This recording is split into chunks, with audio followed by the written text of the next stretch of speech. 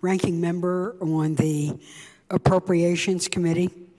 I just want to say to my colleagues on both sides of the aisle, over the past few weeks, we Democrats have negotiated with the Republicans to come up with a responsible continuing funding resolution that keeps government open through December 9th, giving Congress time to complete an appropriations process.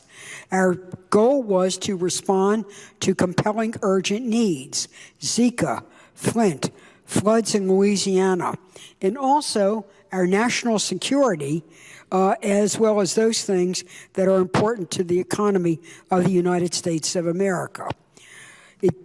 We wanted to be sure it did not include any poison pill riders, but did contain the continuing funding for veterans and military construction.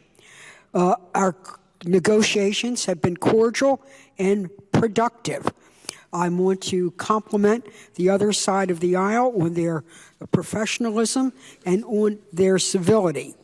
We are now down to a handful of issues, but they are down to the real issues.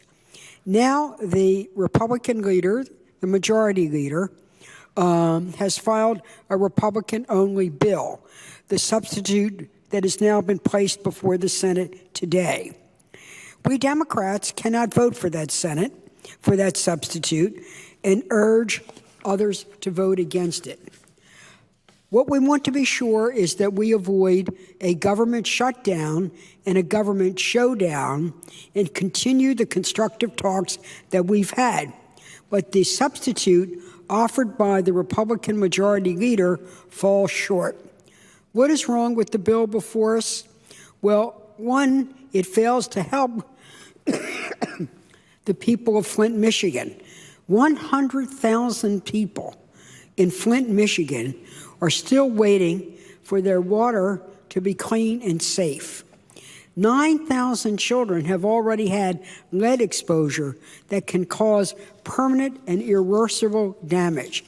It tells Michigan to keep it waiting in line. Now, we know that the people of Louisiana have been hit by terrible floods. We don't want to just give lip service in response to their need, but Louisiana is not the only needs in America. And we believe that the people of Michigan, the people of Flint, who've been waiting for more than 1 year, should be included in this continuing resolution. I want to be clear, we do want to help the people of Louisiana, but we do want to help the people of Flint. The other side of the aisle says Flint can be handled 2 months from now on a bill called WRDA, the Water Resource Development Bill. But the House has made no commitment to help Flint in that bill. They haven't even brought WRDA for the floor action. The people of Flint need help now. They actually needed help 9 months ago.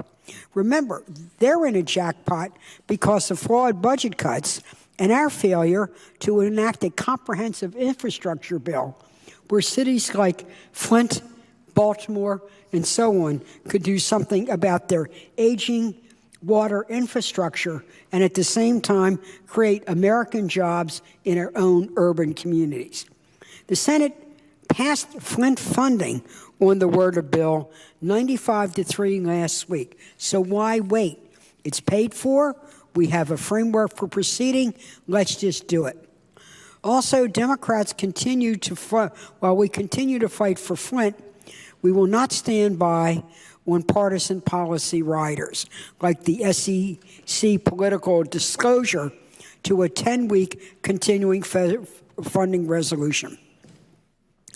I know the 300,000 Marylanders who work for the federal government want to stay on the job.